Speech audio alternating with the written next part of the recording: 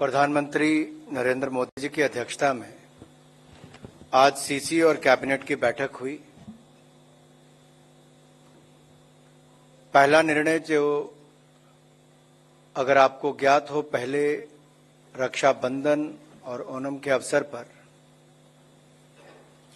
एक बड़ी घोषणा उस समय रसोई गैस के सिलेंडर में 200 रुपए की कीमत की कटौती करके की थी।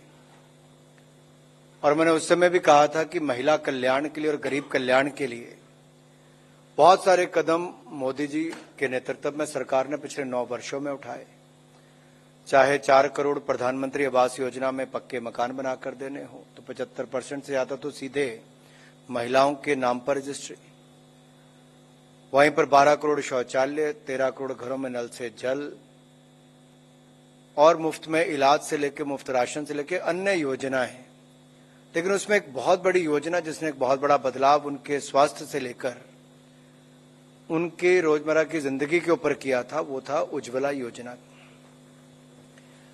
जब रक्षाबंधन के अवसर पर छूट दी गई, 200 रुपए कम किए गए, तब रसोई गैस के सिलेंडर की कीमत 1100 से कम होकर 900 रह गई और उज्ज्वला योजना के लाभार्थियों को 200 रुपए की सब्सिडी एज इट इज चलती रही, तो उनको 700 रुपए का पड़ता था। आज से जो घोषणा हो रही है उसमें उज्ज्वला के लाभार्थी जो बहनें हैं उनको 200 रुपए की बजाय अब 300 रुपए की सब्सिडी मिलेगी। 200 से बढ़ाकर 300 कर दिया गया है। करोड़ों बहनों को एक बार फिर प्रधानमंत्री नरेंद्र मोदी जी की ओर से एक बड़ी राहत मदद के रूप में उनको आज का ये निर्णय किया गया है।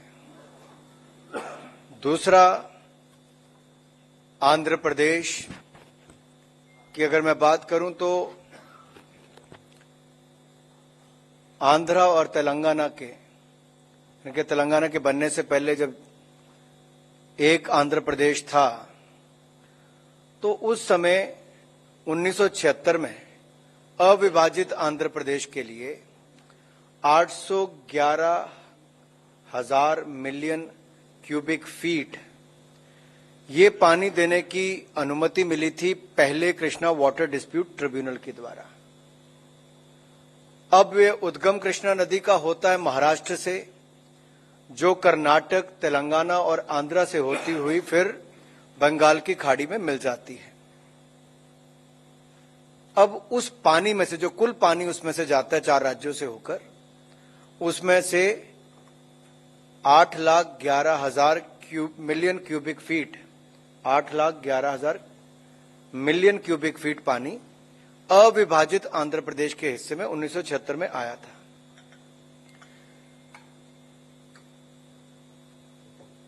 आंध्र प्रदेश, कर्नाटक और महाराष्ट्र ने 2004 में कंप्लेंट की केंद्र सरकार के पास, और interstate river water dispute act 1956 के अंतर्गत फिर second Krishna water dispute tribunal का गठन किया गया। और इस ट्रिब्यूनल ने 2013 में अपनी रिपोर्ट तो दे दी थी, लेकिन उस समय आंध्र की सरकार कोर्ट चले गई और सुप्रीम कोर्ट ने उस पर स्टे दे दी और पब्लिश रिपोर्ट नहीं हो पाई। अब 2014 के बाद तेलंगाना राज्य का गठन भी हुआ और इसके चलते वाटर एलोकेशन नहीं हो पाया। एक बार फिर जब इसके ट्रिब्यूनल को एक्सटेंशन दी गई 31 मार्च 2024 तक, उससे पहले फिर कोर्ट गए, जहां पर उन्होंने कहा कि स्पेसिफिक स्टेट वाइज एलोकेशन करना चाहिए, और उस पर भी उनको कोई राहत नहीं मिल पाई। अब की बार तेलंगाना और आंध्र प्रदेश ने चारों राज्यों के बीच से गुजरने वाली इस कृष्णा नदी के जल बंटवारे को नए सिरे से निर्धारित करने के लिए केंद्र सरकार के समक्ष एक बार फिर अपनी मांग की और second Krishna water dispute tribunal को अप्रोच किया।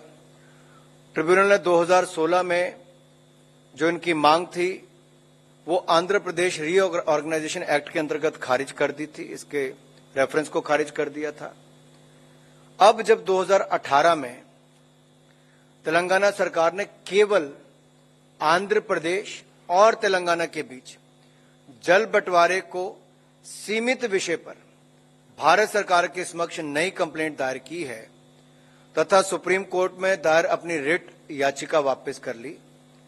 तो इसी परिप्रेक्ष्य में second Krishna water dispute tribunal ने आंध्र प्रदेश और तेलंगाना के बीच कृष्णा नदी जल विवाद के बंटवारे के लिए समाधान के लिए नए टर्म ऑफ रेफरेंस देने का निर्णय लिया है।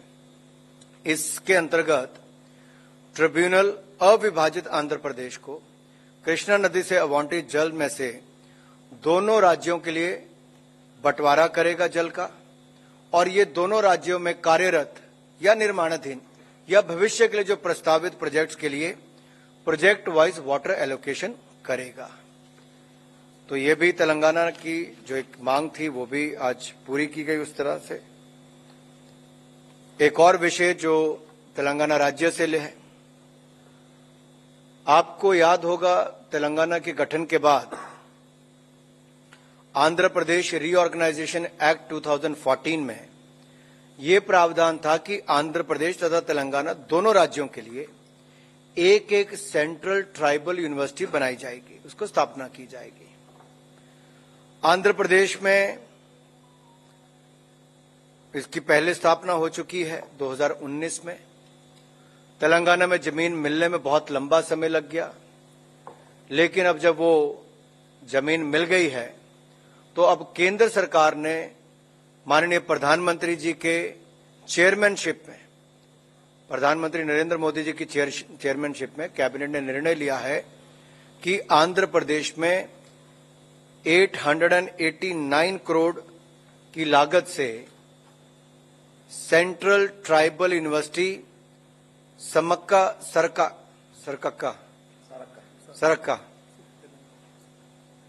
तो तेलंगाना में वन देवता जो है हमारे सरक्का सेंट्रल ट्राइबल यूनिवर्सिटी, इसको खोलने का निर्णय लिया है। इसके विस्तार में माननीय किशन रेड्डी जी आपको बताएंगे। एक और निर्णय, कोविड का समय जब यहां से हम फाइनेंस की निर्णयों की ब्रीफिंग करते थे, उस समय भी आपने सब अनुभव किया होगा कि दुनिया के सामने हल्दी का महत्व क्या है, टर्मरिक का उपयोग क्या है, उससे क्या क्या गुण है, उसका पता भी चला। आज अगर दुनिया में देखा जाए, भारत दुनिया का सबसे बड़ा उत्पादक, खपत करने वाला और निर्यात करने वाला सबसे बड़ा ऐसा देश है। आयुष सिस्टम की अगर हम बात करें तो उसके अंतर्गत अगर हल्दी की जो बात की जाए, उसका बहुत बड़ा उपयोग किया जाता है, चाहे आयुर्वेदा हो, यूनानी हो, सिद्धा हो, होम्योपैथी हो। और आयुष सिस्टम ऑफ मेडिसिन जो है वो अपने एंटीबैक्टीरियल, एंटीवायरल, एंटी फंगल और अदर मेडिसिनल प्रॉपर्टीज के लिए जाना जाता है। आज अगर मैं हल्दी की बात करूं तो देश में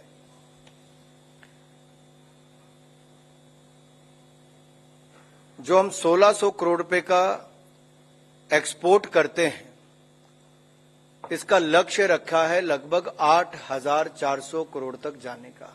$1 बिलियन तक इसको लेकर जाएंगे, और ये टारगेट पूरा करने के लिए बहुत जरूरी है कि नेशनल टर्मरिक बोर्ड बनाया जाए।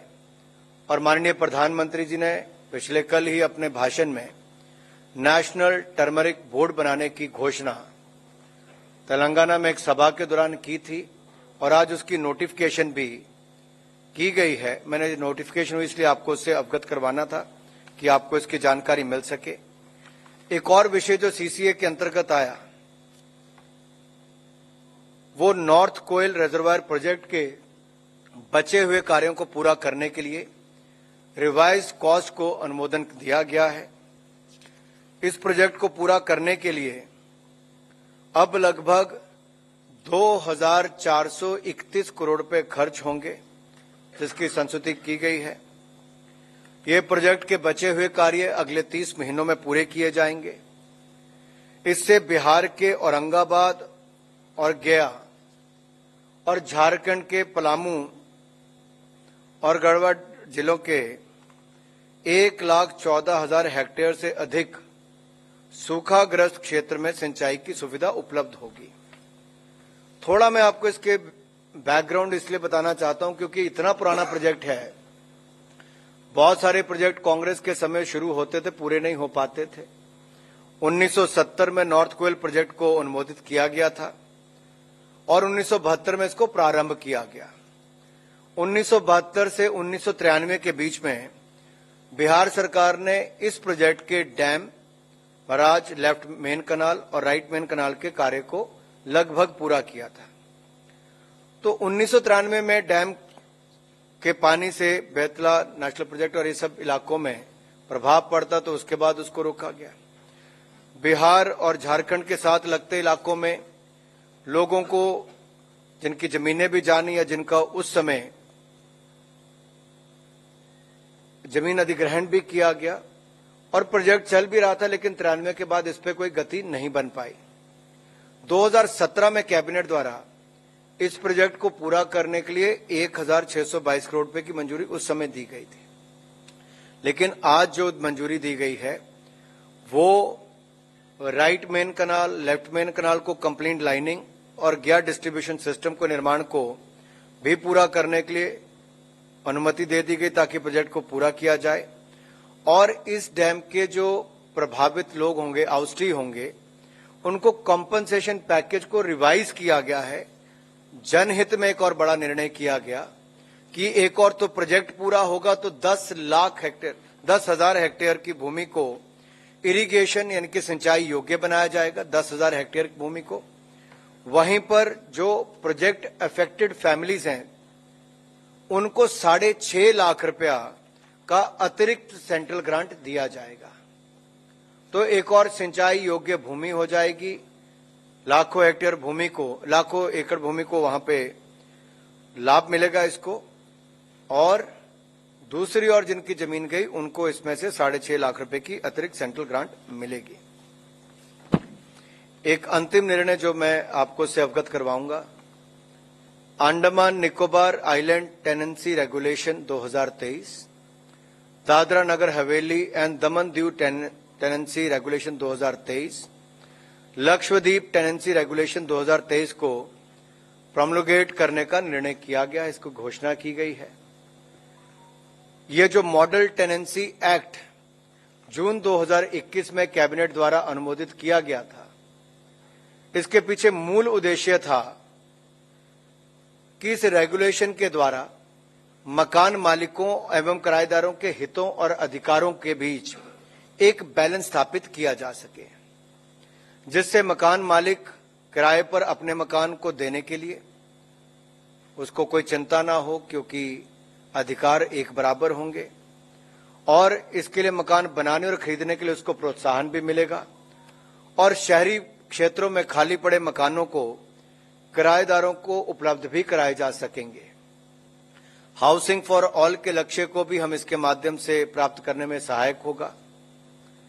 संविधान के अनुच्छेद 240 के अनुसार अंडमान निकोबार आइलैंड, दादरा नगर हवेली, दमन दीव, लक्षद्वीप यूनियन टेरिटरी में रेगुलेशन बनाए जाने का प्रावधान है। और इसके जो रेगुलेशन के मेजर फीचर्स क्या हैं, इसके लागू होने के बाद किसी भी रेजिडेंशियल या कमर्शियल प्रॉपर्टी को किराए पर देने से पहले मकान मालिक और किराएदार के बीच रेंट एग्रीमेंट होना अनिवार्य है, कंपलसरी है। दूसरा, एग्रीमेंट की लिखित सूचना राज्यों में नियुक्त जो रेंटल अथॉरिटी है उसको दी जाएगी और रेंटल अथॉरिटी द्वारा उसको 7 दिन के अंदर एक यूनिक आइडेंटिफिकेशन नंबर दिया जाएगा, जारी किया जाएगा और टेनेंसी से संबंधित सारी सूचनाएं अथॉरिटी की वेबसाइट पर अपलोड कर दी जाएंगी। मकान मालिक और किराएदार आपसी सहमति से किराया तय करेंगे। बिल्डिंग के स्ट्रक्चरल रिपेयर्स या रखरखाव के संबंध में मकान मालिक और किराएदार के दायित्व को स्पष्ट रूप से परिभाषित किया गया है ताकि इसमें कोई कंफ्यूजन न रहे, ताकि लिटिगेशन कम से कम हो और आपसी विवाद ना बढ़ सके। मकान मालिक और किराएदार के बीच विवादों के निवारण हेतु fast track quasi judicial system की स्थापना की जाएगी ताकि विवादों का निपटारा समय पर हो सके। किराएदार द्वारा यदि 2 महीने तक किराया नहीं दिया जाएगा या परिसर जो है जहां पर उसने किराए पे लिया उसको सबलेट कर दिया जाएगा, ऐसी स्थिति में रेंट कोर्ट मकान मालिक को वापस कब्जा दिलाएगा। कोई भी मकान मालिक प्रीमाइसेस की एसेंशियल सर्विसेज जैसे बिजली, पानी आदि को रोक नहीं सकेगा। किराएदार द्वारा टेनेंसी को समाप्ति के पश्चात प्रीमाइसेस को खाली करने के लिए प्रथम 2 महीनों में मंथली रेंट का दुगना तथा उसके बाद मंथली रेंट का 4 गुना भुगतान करना होगा। खाली नहीं करने के बाद, आप ऐसा मत सोचना खाली करने के बाद कर रहे हैं, खाली नहीं करने के बाद, इनके जो रेंट एग्रीमेंट जितने समय तक के लिए है उसके बाद तक। मेरी ओर से इतने ही विषय थे। मैं माननीय किशन रेड्डी जी से अनुरोध करता हूं कि वो कृपया करके जो नेशनल टर्मरिक बोर्ड का गठन किया गया है उस पर भी थोड़ा प्रकाश डाल दे, और जो सेंट्रल ट्राइबल यूनिवर्सिटी तेलंगाना के लिए आज मंजूरी की गई है उसके लिए, और कृष्णा वाटर डिस्प्यूट ट्राइब्यूनल को लेके भी जो एक बड़ा निर्णय आज किया गया है ताकि तेलंगाना और आंध्र के हितों के बारे में और पानी के बंटवारे के बारे में और स्पष्टीकरण आ जाए। किशन रेड्डी जी। आदरणीय अनुराग ठाकुर जी, मुरुगन जी और सभी पत्रकार बंधु, आज का कैबिनेट में आदरणीय प्रधानमंत्री श्री नरेंद्र मोदी जी ने तेलंगाना का दृष्टिकोण से तेलंगाना जनता को आज अलग अलग 3 विषय पर, एक किसानों का बहुत दिन से डिमांड था, लगभग 30-40 साल का ये डिमांड को आज नरेंद्र मोदी जी आज पूरा किया है। क्योंकि जो टर्मरिक हल्दी का बोर्ड बनाना चाहिए, क्योंकि तेलंगाना एक ऐसा स्टेट है, कुछ जिलों में टर्मरिक के लिए अच्छे जमीन है, उस जमीन में टर्मरिक का अच्छा खेती हो सकता है, प्रोडक्शन अच्छा मिलता है, इसलिए बहुत सालों से किसान इसके ऊपर आधार पर खेती करते हैं। इसी दृष्टिकोण से उस जितना मेहनत करते हैं उसका पूरा लाभ नहीं मिल रहे। भारत सरकार के सामने इस विषय पर आया है। आज कैबिनेट में आदरणीय प्रधानमंत्री नरेंद्र मोदी जी की अध्यक्षता में तेलंगाना के लिए टर्मरिक बोर्ड का जो आज इस विषय पर एक ऑर्डर निकालने का आदेश दिया है, इससे तेलंगाना के किसानों का बहुत सालों का जो डिमांड था, डिमांड पूरा हुआ है। इसमें जो नेशनल इंटरनेशनल मार्केट कोरोना के बाद टर्मरिक का बहुत बड़ा इंपॉर्टेंस बढ़ गया, डिमांड बढ़ गया। टर्मरिक मेडिसिन में यूसेज हो रहे और कॉस्मेटिक्स में यूज होता है। दुनिया का गोल्ड टर्मरिक के नाम पर इसको बहुत बड़ा डिमांड है। इस दृष्टिकोण से भारत सरकार नॉट ओनली तेलंगाना, देश के अलग अलग प्रांतों को इसका लाभ मिलता है। सबसे बड़ा लाभ तेलंगाना, महाराष्ट्र, कर्नाटका,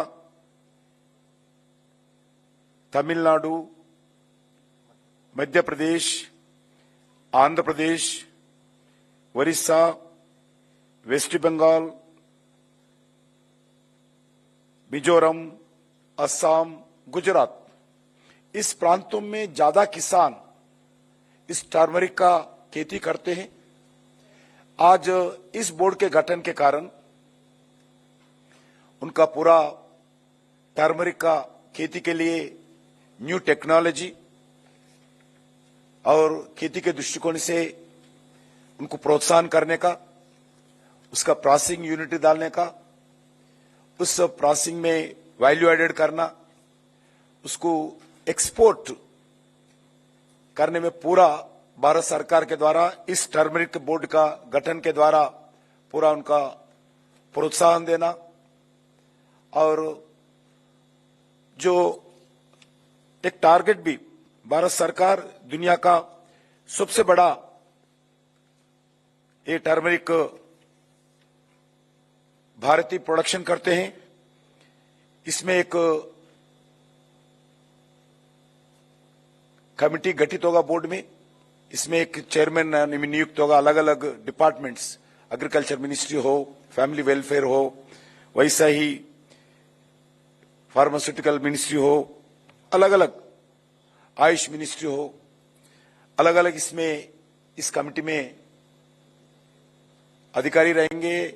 इसमें फार्मर्स रिप्रेजेंटेशंस रहेगा, एक्सपोर्टर्स का रिप्रेजेंटेशन रहेगा और रिसर्च ऑर्गेनाइजेशंस रहेंगे। इसका किसानों को लाभ मिलेगा, देश को अच्छे नाम भी होगा। इसलिए ये टर्मरिक बोर्ड के लिए जो खासकर तेलंगाना का जनता, खासकर फार्मर्स बहुत बड़ा संघर्ष किए थे बहुत सालों से। कुछ साल मैं बताना चाहता हूं, कुछ साल जब तक टर्मरिक बोर्ड नहीं आते हैं हम चप्पल नहीं पहनेंगे, ऐसा 15-20 साल से किसान विदाउट चप्पल तेलंगाना में घुमा है। मगर आज पहली बार कल शाम को अलग अलग किसानों को हमारा कार्यकर्ता चप्पल खरीद के दिया है। वैसा इतना आंदोलन था, इतना डिमांड था, इसका नरेंद्र मोदी जी का आज इस निर्णय से तेलंगाना के किसान बहुत बड़ा हर्ष व्यक्त कर रहे हैं और धन्यवाद भी व्यक्त कर रहे हैं। मैं भी आदरणीय प्रधानमंत्री जी को तेलंगाना के किसान के ओर से, तेलंगाना के जनता के ओर से, सारी जैसा स्टेट्स बताया महाराष्ट्र से के मिजोरम तक जितने भी प्रांतों के किसानों के ओर से मैं हृदय से धन्यवाद देना चाहता हूं। एक निर्णय, एक अच्छा निर्णय किसानों के हित के लिए, स्टेटों के हित के लिए, देश के हित के लिए, ये देश को लाभ होगा, स्टेट्स को लाभ होगा, किसानों को लाभ होगा। इसके लिए मैं हृदय से धन्यवाद देना चाहता हूं। दूसरा विषय ट्राइबल सेंट्रल यूनिवर्सिटी। इस यूनिवर्सिटी के लिए लगातार बहुत दिन से केंद्र सरकार और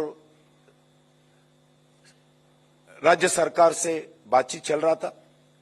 लैंड देने में बहुत लेट हुआ है। तेलंगाना को, आंध्र को, दोनों को ट्राइबल यूनिवर्सिटी देने के लिए निर्णय था, मगर आंध्र सरकार ने 2015 में ही लैंड आइडेंटिफाई करके केंद्र सरकार को सूचित किया गया, लैंड हैंडओवर भी किया गया।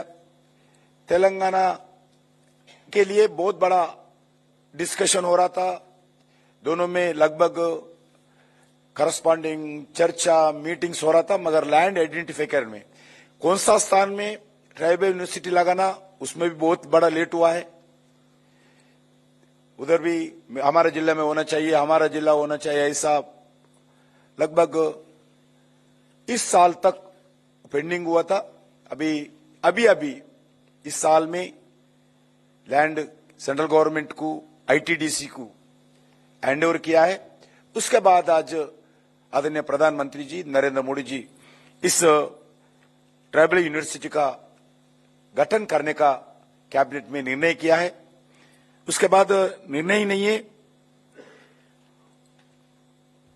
उस लगभग 889 करोड़ फर्स्ट फेज में एलोकेशन हुआ है।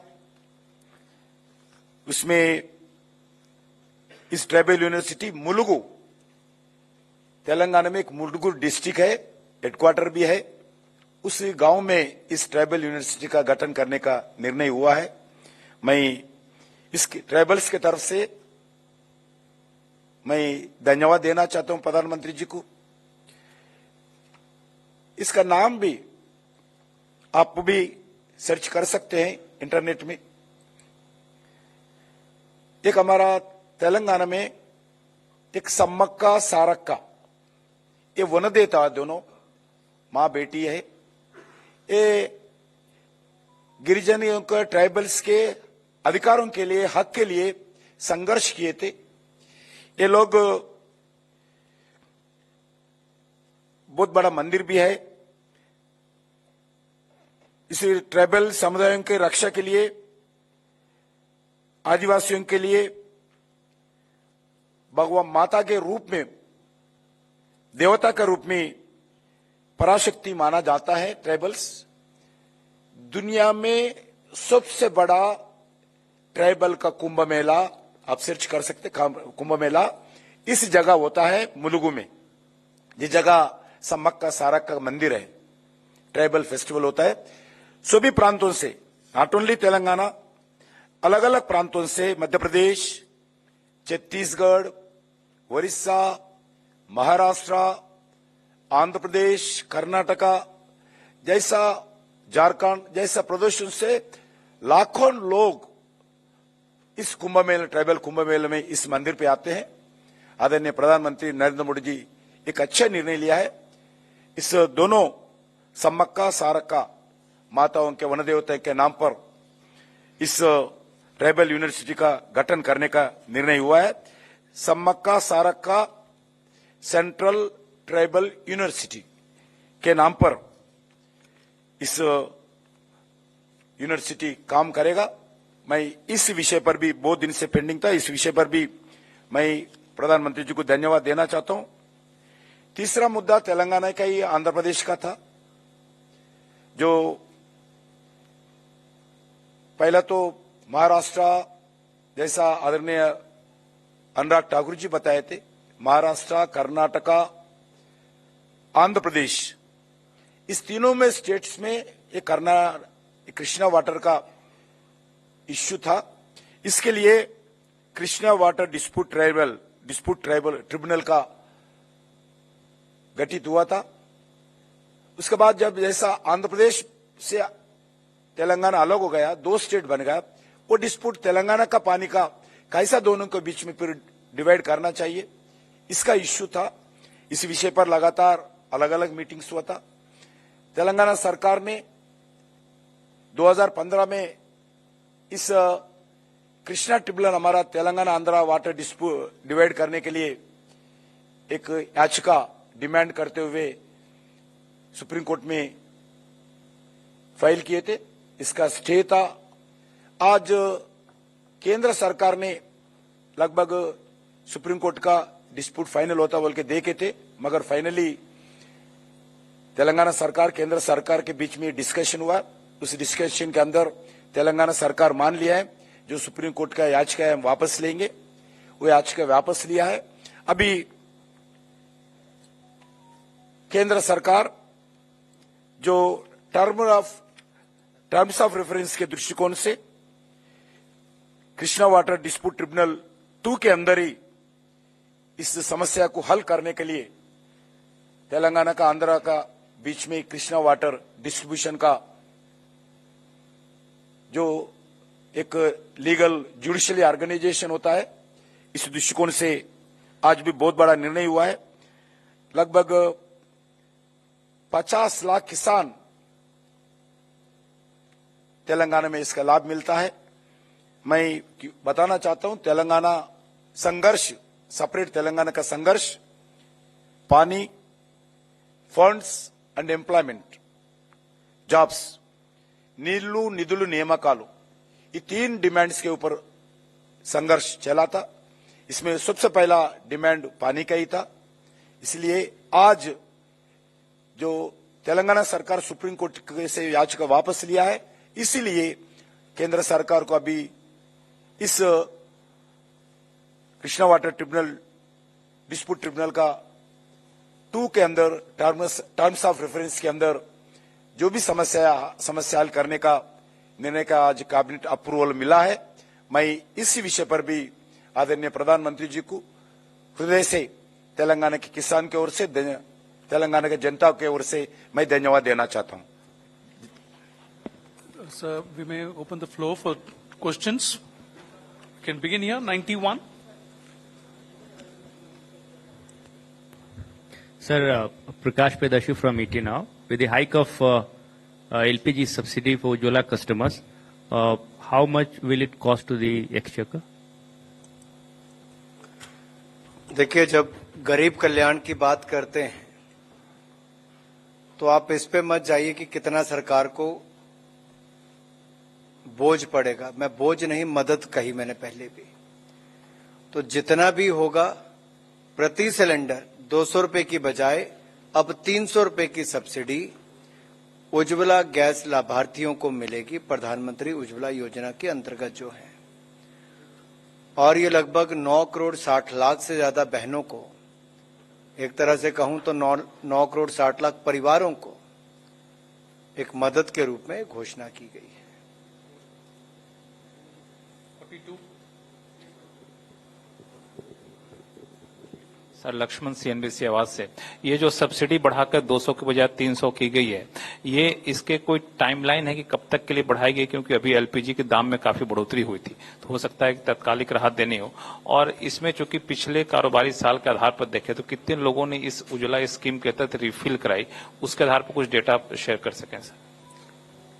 देखिए, जितनी भी खपत होती है लक्ष्मण जी, मान लीजिए ऑन एन एवरेज अगर कोई 3 सिलेंडर लेता है, 4 लेता है, तो उसके हिसाब से 100 रुपए प्रति सिलेंडर और बढ़ जाएगा। पहले जब वो पैसा देता है, मैंने पहले भी विस्तार में बताया कि रक्षाबंधन से पिछले दिन तक 1100 रुपए सिलेंडर का दाम था, वो कम करके 900 रुपए किया गया। 900 रुपए के अलावा जो उज्ज्वला गैस योजना के लाभार्थी हैं, उनको 900 रुपए के ऊपर 200 सब्सिडी मिलती है। 200 रुपए उनके वापस खाते में जमा होता है। अब 200 की बजाय 300 रुपए उनके खाते में वापस जमा होगा। चाहे 3 सिलेंडर लेंगे तो 300 रुपए 3 बार होंगे, 4 लेंगे तो 300 रुपए 4 बार होंगे।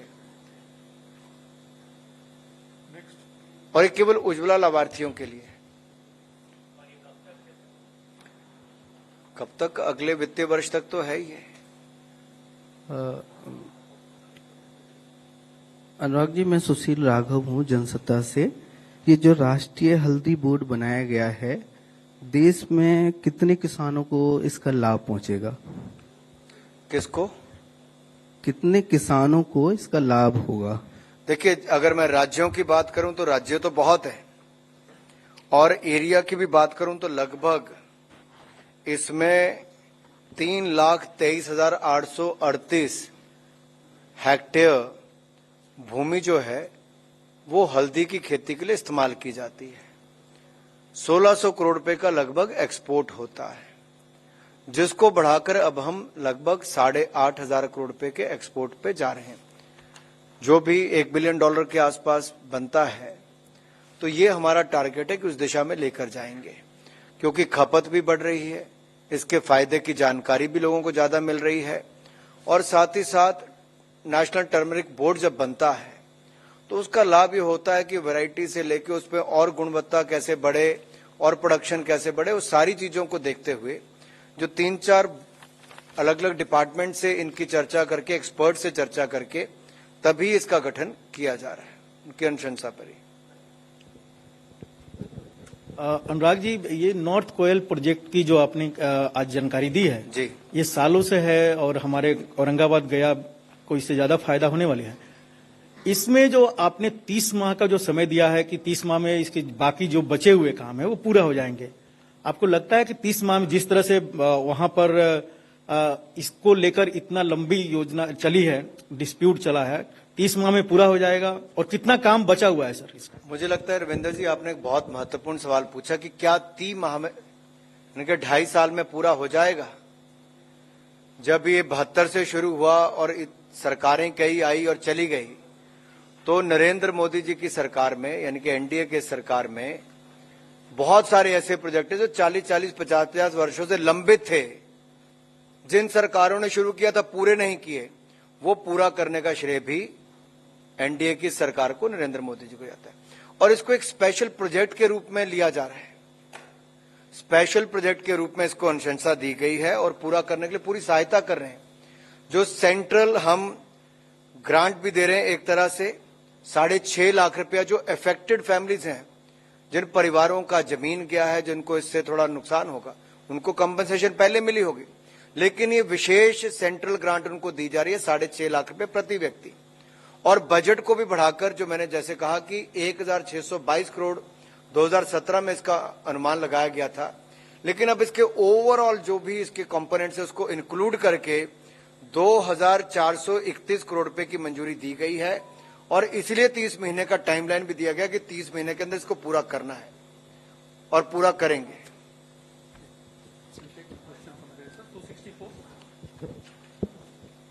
Sir, my question is about. Keep the mic closer, please. Mic में बोलिए। Hello.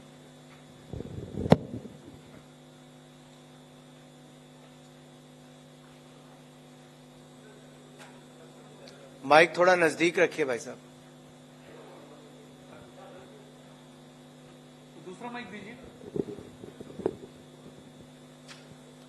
Sir, the Supreme Court had asked for the setting up of a river tribunal bench for between Karnataka and Tamil Nadu for sharing the river water between Karnataka and Tamil Nadu. It came up in December 22. It is about also. the Krishna I know, I understand. No, Water yesterday also. Dispute Tribunal. Sir, yesterday also Supreme Court had made an observation regarding Pennayar River Tribunal. That is why I am asking you this question. No, I have to speak about the decision taken today in the today's cabinet. Yeah, let us confine our questions to the cabinet decisions taken today.